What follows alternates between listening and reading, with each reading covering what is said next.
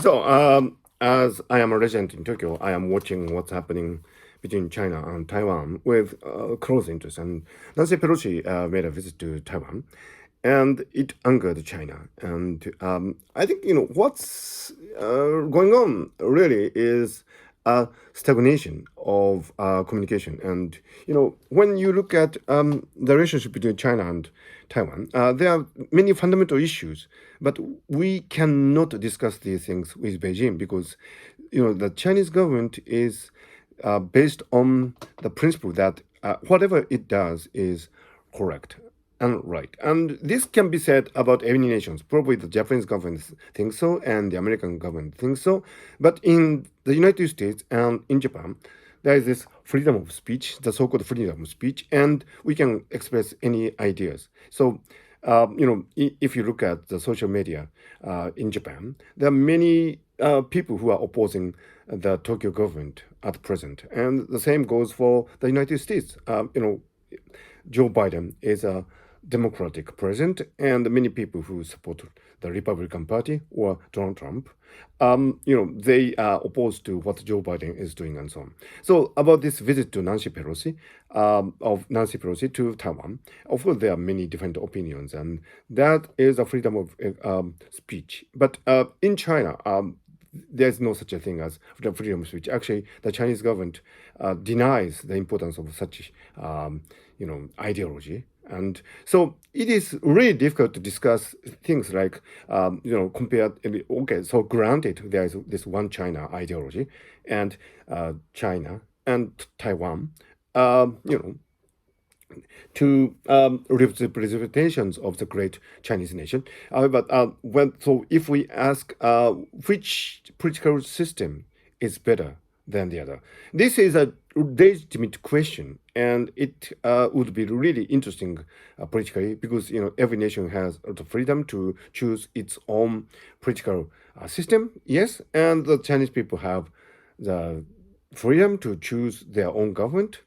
And so, but in order to choose your destination, it'll be really great if you could compare two different systems, the Beijing system and Taiwanese system. But you cannot do that really with China because, it's always the case that they are right in everything from political views to historical disputes, and you cannot really make any great substantial discussions on these things.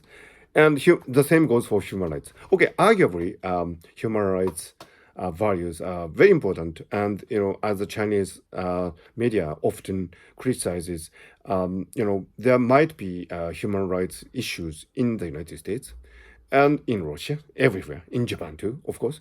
But as long as we can discuss these things openly and compare notes and so on, we can probably make progress. But the thing is, there are people in the United States who are criticizing the human rights situations in the United States. And in Japan, we are not so great about gender equality, but there are people who are making open statements about the gender issues in Japan. So, you know, in these situations, it'll be great to discuss human rights issues. So, but in China, you cannot discuss things at all. I mean, you cannot make objections about human rights issues in China because the Chinese government always says that it is doing the right thing and there are no issues, there are no problems, and so on. So, this kind of authoritative, self righteous attitude, of course, is something that the Chinese government is entirely entitled to do.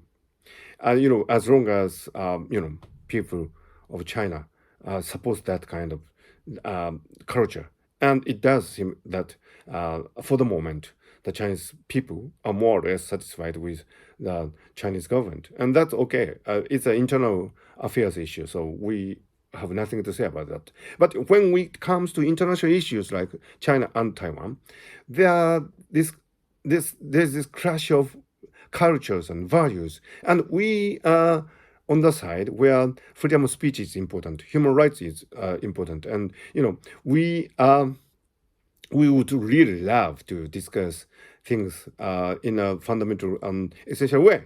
But with the Chinese government, we cannot do that. So what Nancy Pelosi's visit made clear to us is that we cannot discuss things with the Chinese government.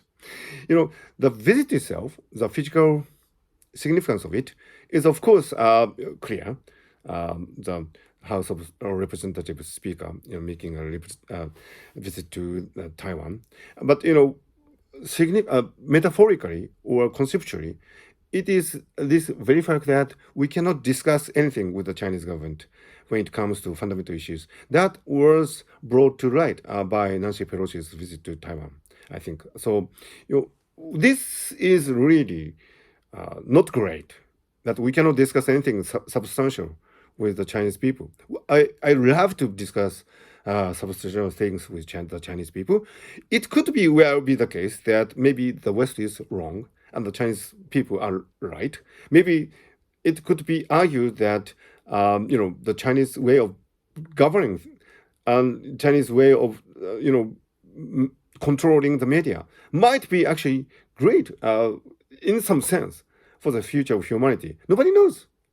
At the moment, it doesn't appear to be so, but nobody knows. So, but we can get to understand each other only if we have an open dialogue between the two sides, and that is not happening right now. So, I think that is a really sad state of affairs, and I do hope that there could be fundamental, substantial dialogue between the West and the Chinese people. And Japan is uniquely positioned between China and the West. So I do hope that the Tokyo government would be able to carry out some, mediating roles between China and the rest of the world.